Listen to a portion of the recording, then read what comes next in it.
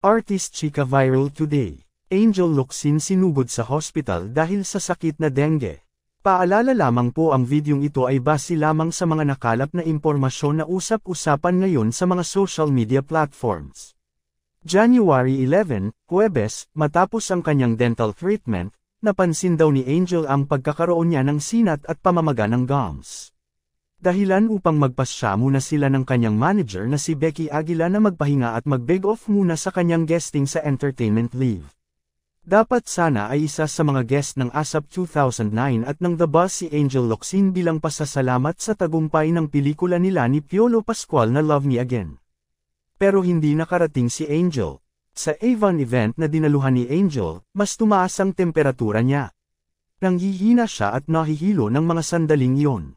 Tuluyan ang isinugod sa St. Luke's Hospital si Angel dahil sa patuloy na pagtaas ng kanyang lagnat. Nakunan ng The Buzz ng pahayag ang tungkol sa pagkakasakit ni Angel. The next day, bigla na lang siyang nag-high fever. At she started throwing up kasi ang taas ng fever niya, NAGPU 40 siya, NAGTI 39. Then, nagto-throw up siya at nagsimulang ma-dehydrate siya. Namumula talaga siya. Ang first findings talaga is dengue. Pero kumbaga, yun ang primary suspect. As of now, yun nga, dengue. Bumaba na yung fever pero they are still trying to look for the infection, kung saan talaga nanggagaling yung pagtaas ng white blood cells niya. Dahil sa mga sintomas na meron si Angel, dumaan siya sa series of tests para sa dengue. Ang isang taong walang sakit na dengue ay may platelet count ng dugo na 140 hanggang 440. Pero si Angel ay bumaba ang platelet count ng 120.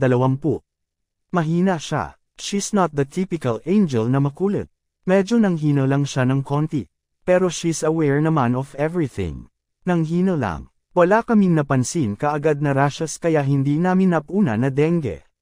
Pangalawang beses na raw nagkaroon ng dengue si Angel. Una noong 2005 nang manggaling si Angel sa US. Ngayong nakalabas na si Angel, dahil na rin sa kanyang pagpipilit, pinayuhan daw siya ng kanyang doktor na magpahinga ng 1 linggo para tuluyan na siyang gumaling. Nagbilin din daw sa kanya ang doktor na huwag siyang lalabas ng bahay at magtrabaho dahil baka mabinat siya. Ano masasabi nyo dito? Magkomento lang po, at para updated sa susunod na balita huwag kalimotang mag-like, share, subscribe and click the notification bell para laging updated sa aking channel. Yeah.